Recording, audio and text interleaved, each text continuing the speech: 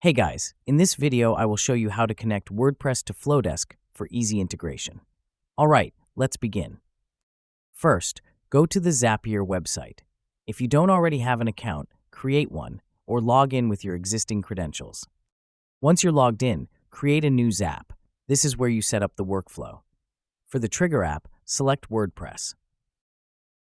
Then choose a trigger event such as new post or new form submission. After that, connect your WordPress account by entering your site's URL and API credentials.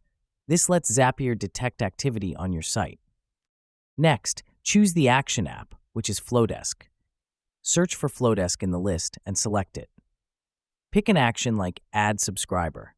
This means whenever your chosen WordPress trigger happens, a new subscriber will be added to your Flodesk list.